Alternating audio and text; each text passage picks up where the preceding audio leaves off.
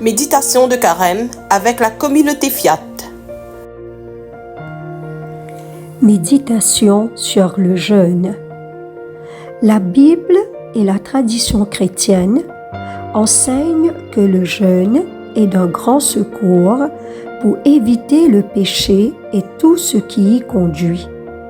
C'est pourquoi, dans l'histoire du salut, on trouve fréquemment l'invitation à jeûner.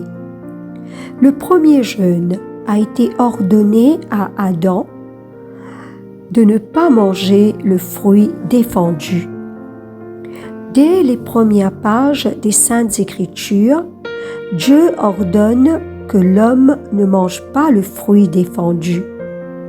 Le Seigneur Dieu fit à l'homme ce commandement: Tu peux manger de tous les arbres du jardin, mais de l'arbre de la connaissance du bien et du mal, tu ne mangeras pas, car le jour où tu en mangeras, tu deviendras passible de mort.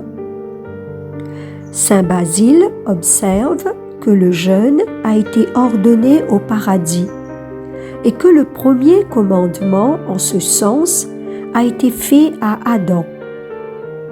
Le pape Benoît XVI dit: En tenant compte du fait que l'homme est blessé par le péché et par ses conséquences, le jeûne est proposé comme un moyen pour renouer notre amitié avec le Seigneur. Selon les Écritures, Moïse, Esdras, Élie et les habitants de Ninive ont jeûné.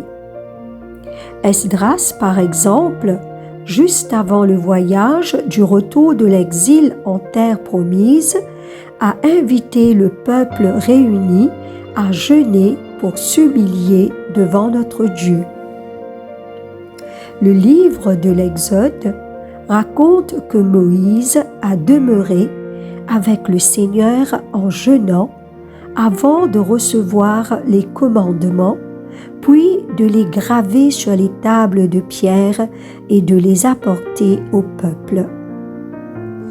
Le livre des rois parle du jeûne d'Élie, racontant que le prophète a marché 40 jours pour aller rencontrer le Seigneur sur la montagne de l'Horeb. Et nous, qu'allons-nous faire pendant ce carême pour aller à la rencontre de Dieu? Quel jeûne allons-nous faire